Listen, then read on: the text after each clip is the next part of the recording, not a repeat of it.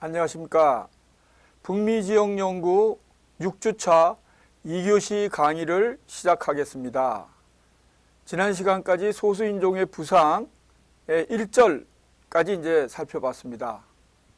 이제 2교시는 2절, 소수인종의 부상에 따른 변화에 대해서 살펴보겠습니다. 이 2절은 세 가지 측면에 대해서 분석하는데요. 첫 번째는 정책적인 측면입니다. 두 번째는 경제, 경영적인 측면입니다. 세 번째는 사회, 문화적인 측면입니다. 이 소수인종이 미국 사회에 여러 분야에 어떤 영향을 미치는가를 살펴보는 것이 2절의 수업 내용이 되겠습니다. 이제 첫 번째, 정치 정책적인 측면입니다. 우선 히스패닉의 수가 늘어나면서 소수 인종의 정치적 파워가 확대된 것입니다. 미국 시민권자로서 투표권을 보유한 소수 인종의 수가 2004년 기준으로 보면 전체 유권자의 21.6%를 차지할 정도로 정치적 영향력이 확대되고 있는 것으로 나타났습니다. 여기서 하나 주목할 만한 사실은 소수인종의 유권자 비중이 총 인구의 비중 33.7%보다 작은 이유는 무엇일까요? 그것은 소수인종의 높은 출산율로 인해서 우선 어린아이가 많고 인구 통계에만 포함되는 불법 체류자가 많기 때문입니다. 즉 불법 체류자는 인구 통계에는 포함되지만 투표권은 가지지 못하죠. 그래서 총 인구에서 차지하는 비중은 높지만은 유권자의 수는 그래서 적은 것으로 나타났습니다. 소수인종의 등록 선거인 수, 이것도 2004년 기준을 보면 총 3,075만 2천 명으로 2000년 대비 18.5% 증가한 것으로 나타났습니다. 그동안 소수인종에 대해서 보수적 입장을 견지해오던 공화당도 히스패닉 표를 의식해서 스페인어로 진행하는 정책 토론회를 개최한 바 있습니다. 특히 이제 당시 흑인계인 버락 오바마가 민주당의 대선 후보가 됨으로써 소수인종의 정치적 파워가 급부상한 바 있고 국민들도 오바마를 흑인만의 지도자가 아닌 미국의 지도자로 수용했었습니다. 결국 오바마 대통령은 맥케인 후보를 누르고 대통령에 당선된 바가 있죠. 한편 이제 흑인 인권 운동가인 마틴 루터 킹 목사나 말콤 X의 경우에는 인종의 벽을 넘지 못한 반면에 오바마는 대중적 인기를 기반으로 해서 미 역사상 최초의 흑인 대통령이 된 바 있습니다.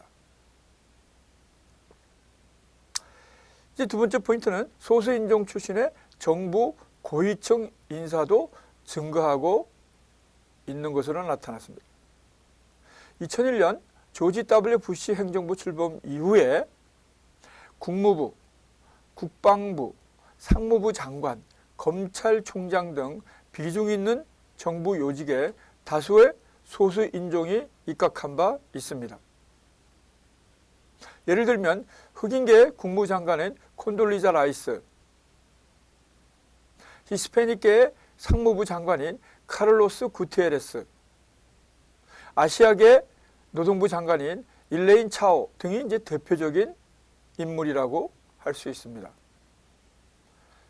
2008년 3월에는 한국계 여성 최초로 그레이스 정 베커가 법무부 민권 담당 차관보에 임명되면서 우리 한인도 행정부 고위직에 임명된 바 있습니다. 이외에도 백악관 입법보좌관으로 활약한 해럴드 김, 국가안보회의 동아시아 담당 보좌관 빅터 차 등 한인들도 백악관에 입성한 바 있고요. 또한 주미대사로 성김이 부임한 바도 있습니다. 또한 소수인종의 입법부, 즉 상하원, 그 다음에 주정부 진출도 증가하는 추세를 보이고 있습니다. 제110대 미 하원 내 소수인종은 73명으로 나타나서 전체 하원의원의 약 17%를 차지한 바 있습니다. 이를 인종별로 보면 흑인계가 40명, 히스패닉계 20명, 아시아계 10명 등으로 나타났습니다. 상원 진출은 히스패닉계가 3명, 흑인계 1명, 아시아계 2명 등으로 전체 상원의원의 6% 수준을 보인 바 있습니다. 또한 주지사도 다수 배출했는데요. 히스패닉계의 뉴멕시코 주지사를 지낸 바 있는 빌 리차드슨, 그 다음에 흑인계 매사추세츠 주지사를 보낸 디발 패트릭 등 적지 않은 주지사도 소수인종이 배출한 바 있습니다. 이제 두 번째 측면인 경제, 경영에 대해서 살펴보겠습니다. 소수인종은 미국 경제의 고성장, 저물가에도 크게 기여한 것으로 분석됩니다. 이민을 통해서 유입된 소수인종의 풍부한 노동력이 부족한 산업에 노동력을 제공함으로써 1990년대 중반 미국 경제의 호황에 크게 기여한 바 있습니다. 1990년대 미국 전체 노동인구 증가분은 1670만 명인데 이 중 38%가 외국인 근로자로 나타났습니다.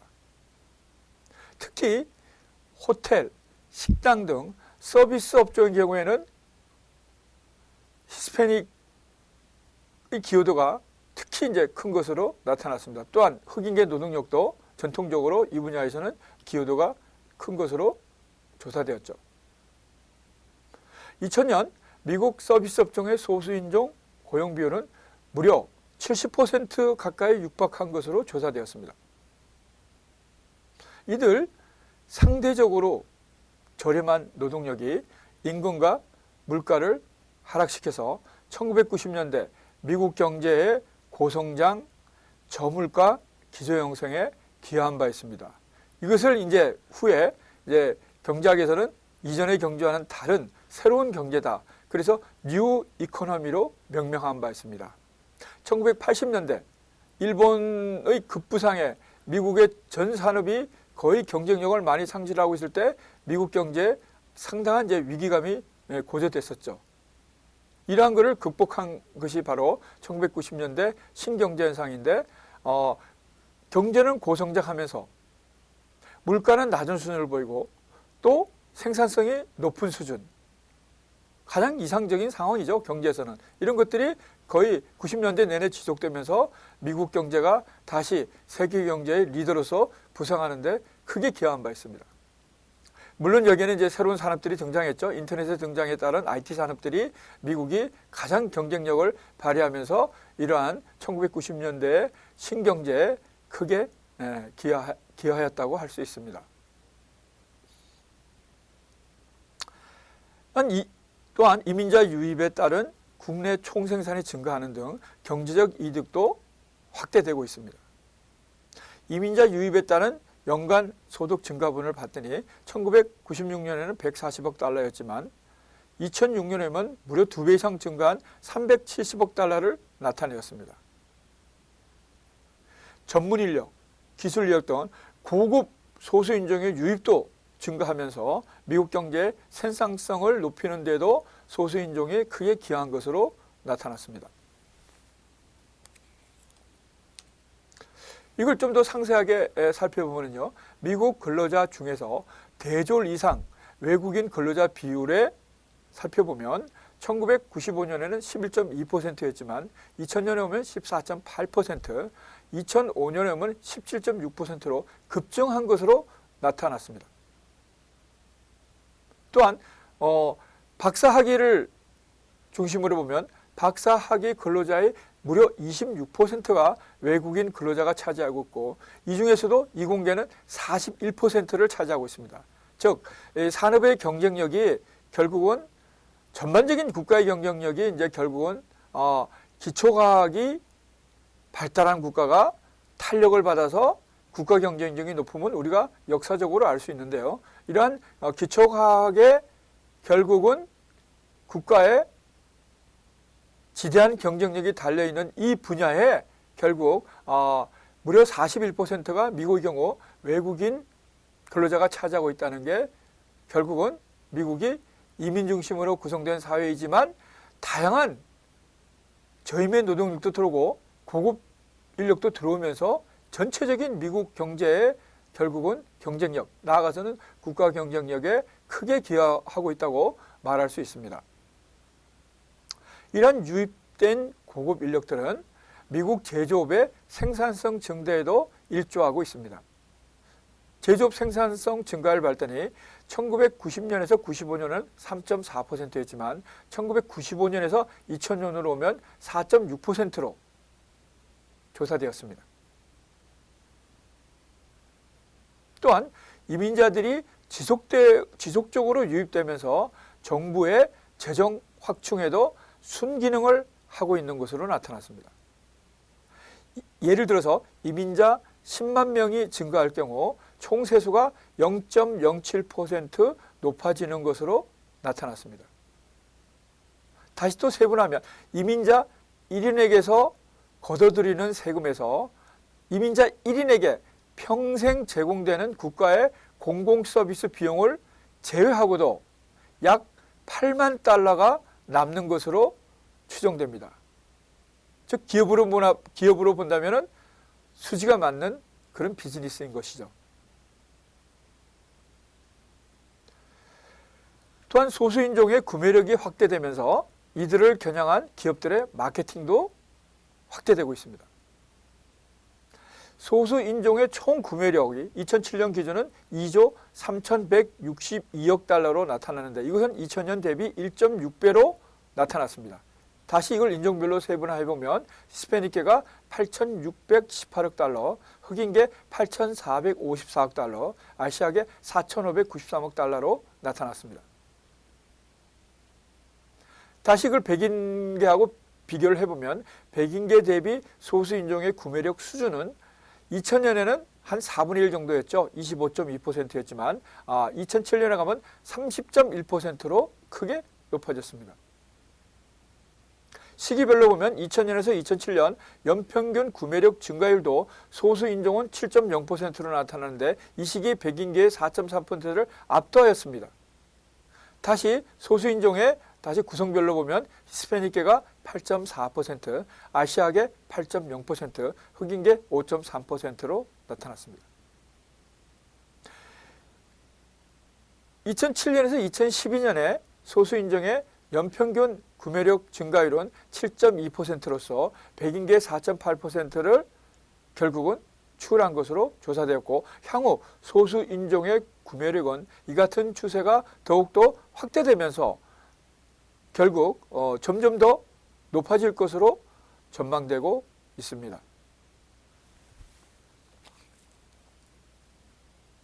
그래서 기업들도 이같이 높은 소비 성향을 보이는 소수 인종의 특종을 겨냥해서 마케팅 활동을 활발하게 전개하고 있습니다. 특징적으로 보면 히스패닉 경우에는 세후 소득 대비 우리가 소득에서 이제 명목소득이죠. 명목소득에서 세금을 내야 될 거 아닙니까? 세금을 내면 그러고 그것이 세후소득이 되는데 세후소득 대비 그것이 이제 세후소득이 우리가 흔히 말하는 가처분 소득의 중요 부분이죠. 뭐 명목소득에서 세금 내고 기타 이제 또 뭐 이제 의료보험비라든가 그 다음에 국민연금이니까 등등 이제 다 제하고 난 다음에 실제로 자기가 받게 되는 그 소득이 있죠. 그 소득이 결국 이제 우리가 흔히 말하는 디스포저블 인컴, 경제학적으로는 가처분 소득이라고 합니다. 이러한 세후소득 대비 지출 비율이 2006년 기준으로 보면 92.1%입니다. 그러니까 히스패닉계의 경우에는 거의 세후소득에 거의 다 쓴다고 이렇게 보면 되겠죠. 자, 그러면 이제 인종적으로도 이런 특징이 이제 나타났는데요. 그러면 이것이 왜 이런 현상이 나타날까요? 우선 히스패닉 경우에는 주로 이제 보면 좀 국민성에도 영향이 있습니다. 국민성이 보면은 낙천적이고 낭만적인 기질이 강하죠. 이곳은 이 중남미를 지배했던 스페인의 이제 그런 영향성이 있겠죠. 물론 스페인, 그리스, 포르투갈, 프랑스의 남부, 이태리의 남부 지방이 대개 이제 라틴계인데 이 라틴계의 특징이 결국은 이제 보면 낙천적이고 낭만적인 기질을 다른 인종에 비해서는 많이 가지고 있는 것으로 조사된 바 있습니다. 한편 반면에 그러면 아시아계는 어떨까요? 이 아시아계는 결국은 상당히 이제 히스패닉과는 대조적이죠. 아시아계는 결국 자녀 교육에 대한 투자를 최우선으로 생각하고 있습니다. 그래서 세후 소득을 다 쓸 수가 없죠. 소비 지출에 다 할 수가 없죠. 그러니까 자녀 교육에 많은 부분을 투자하고 그 다음에 자녀가 계속 성장하면서 교육비가 높아질 거 아닙니까? 거기에 대비해서 또 저축을 해야 되고 이런 이제 성향이 강하죠. 그래서 결국 이제 높은 이제 저축 성향을 보이는데 또한 미래에 대한 대비 또 역시 상당히 다른 인종에 비해서는 강한 것으로 나타나 있습니다. 그러니까 자녀 교육에 대한 투자, 미래에 대한 대비. 그래서 아시아 인종들은 대체적으로 국가별로 정도의 차이는 있습니다만은 대체적으로 어떤 다른 인종보다도 높은 저축 성향을 보이고 있다고 할 수 있습니다. 그래서 미국의 세계적인 투자은행인 골드만삭스의 경우에는 히스패닉계의 소비 지출이 2010년까지 연평균 6.7% 증가할 것으로 보고 있고 미국의 히스패닉화에 이제 주목하고 있습니다. 결국 이제 경제 소비 활동에서 백인계 다음으로 히스패닉계가 상당히 이제 중요하다는 그런 이제 의미를 내포하고 있는 것이죠. 참고 이를 보시면 인종별 소비 성향의 특징이 좀 더 구체적으로 나타나 있습니다.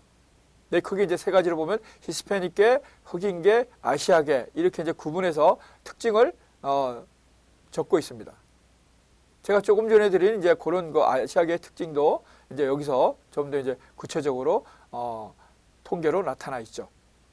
우선 히스패닉계는 음식비 지출 비율이 매우 높은 편입니다.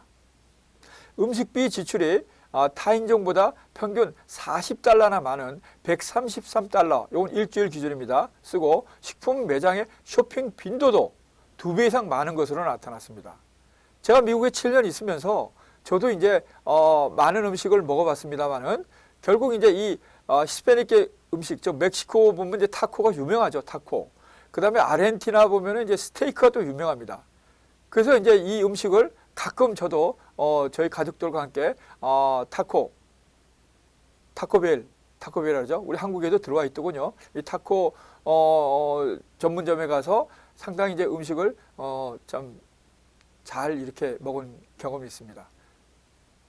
특히 이제 한국 음식과 좀 이 멕시코 음식이 한국 음식과 좀 비슷한 면이 많습니다. 약간 매운 음식도 있어요. 하여튼 뭐 저는 이렇게 잘 이렇게 이 중남미 의 음식을 잘 이렇게 먹은 것으로 참 이렇게 기억이 되는데요. 어쨌든 히스패닉계는 음식비 지출이 이제 많은 것으로 다른 인종에 비해서 상대적으로 많은 것으로 나타났습니다. 흑인계는 다른 인종에 비해서는 이제 치장을 좀 좋아하는 그런 이제 특성을 보이고 있어서 총 지출 중에서 5.1%를 의류 구입에 이제 지출하고 있습니다. 백인계하고 비교했더니 백인계는 의료 구입 지출 비중이 3.6%입니다. 그러니까 상당히 많은 그 소득에서 상당히 많은 부분을 의료비 지출에 이제 쓰고 있다는 얘기죠. 반면에 아까 제가 언급해 드린 바와 같이 아시아계는 교육비 지출이 매우 높은 특성을 보이고 있습니다.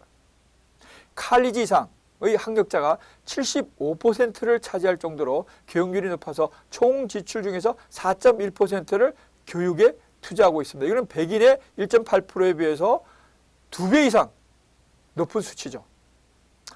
이렇게 이제 교육에 대한 투자가 많음으로써 다른 인종에 비해서 고학력자가 많고 이 고학력자들이 또 소득이 높은 직종에 취업할 가능성이 높기 때문에 결국 아시아인의 결국 평균적인 소득 수준이 굉장히 이제 높음은 결국은 이 교육에 대한 이 열이 교육에 대한 투자가 결국 가장 주요한 요인이라고 말씀드릴 수 있습니다. 이것은 뭐 우리 동북아의 유교적인 전통이 강한데 이 유교도 여러 사상이 있지만 인의 예지 신에서 이제 지, 학습, 뭐 지식 습득 여기에 이제 상당히 주안점을 두는 거에도 깊은 연관성이 있다고 할 수 있겠습니다. 그래서 기업들은 인종별 특성과 기호는 이제 테이스트죠. 선호도, 기호를 반영한 디자인과 서비스를 제공하고 대형 소매업체들은 히스패닉계와 아시아계를 겨냥한 소수인종 관련 식품 코너를 개설 또는 증설하고 있습니다.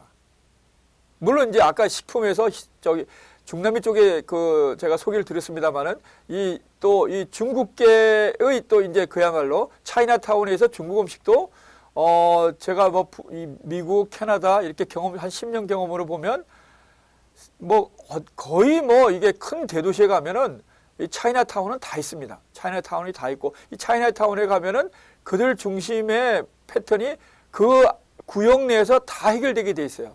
음식점, 학교, 은행, 뭐 기타 등등.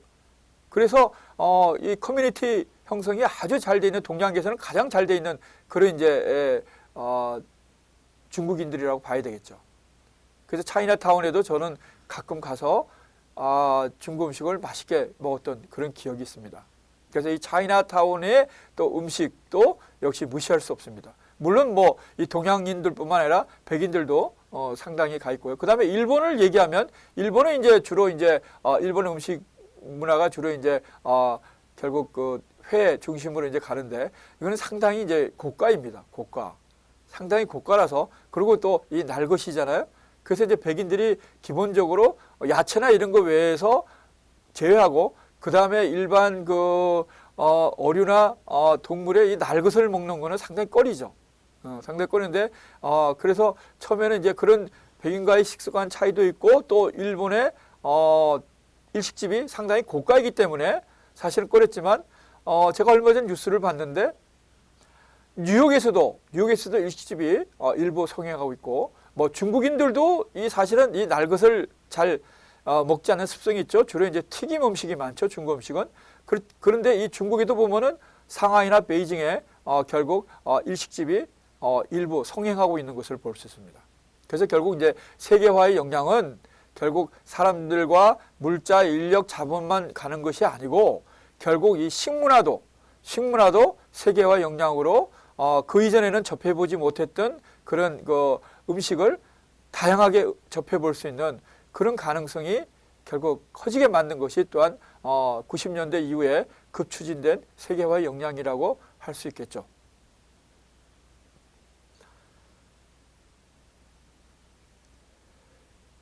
미국의 소수인종 식료품 시장 규모는 2006년 기준으로 약 750억 달러로 나타나서 전체 시장의 7분의 1을 차지하고 있습니다. 또한 식료품 체인 업체 중에 44%가 소수인종 식품 전문 코너를 운영하고 있습니다. 이제 여러분 참고 2를 한번 보시죠. 이렇게 제가 올린 자료에 참고 2를 보면 소수인종을 타겟으로 한 미국 기업의 마케팅 활동에 대해서 몇몇 대표적인 기업을 예를 들어서 소개하고 있습니다.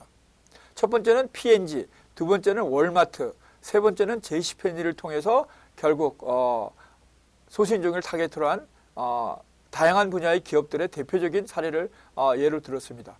P&G 그러면 뭐 미국의 세계적인 생활용품 기업입니다. 주방세제를 비롯해서요 등등. 이 P&G는 밝은 색과 자신들의 문화가 반영된 그림을 선호하는 히스패닉계의 기호. 아까 제가 말씀드렸죠. 히스패닉의 대체적으로 국민성이 결국 낙천적이고 낙천적이고 낭만적이면 아무래도 밝은 색을 더 선호하겠죠. 그죠?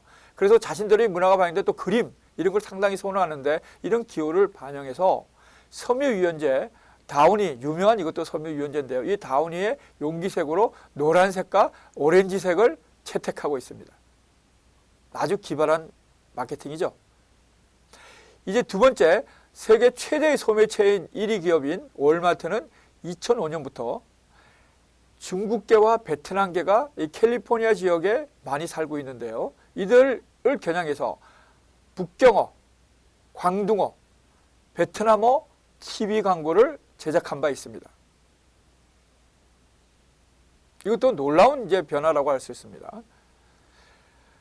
이제 세 번째에는 미국의 대표적인 백화점 체인인 제이시페니가 있습니다. 뭐 최근에는 좀 이제 제이시페니가 상당히 이제 특히 코로나19 사태로 인해서 상당히 매장이 이제 폐쇄되고 가면서 최근에는 좀 이제 경영 위기에 좀 처해 있는데요. 그럼에도 불구하고 미국의 대표적인 이제 뭐 뉴욕의 이제 메이시스와 더불어서 미국의 대표적인 백화점 체인입니다.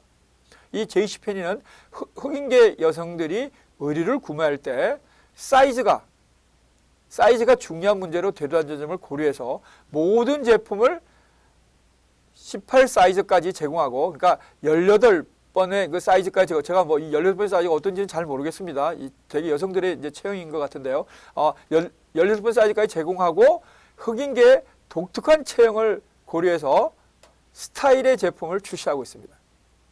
그러니까 인종별로 독특한 그 체형에 맞춰서 이제 맞춤형 마케팅을 하고 있다는 얘기죠. 여기서 이제 2교시 강의를 끝내고 이제 3교시 강의 때 뵙겠습니다. 수고했습니다.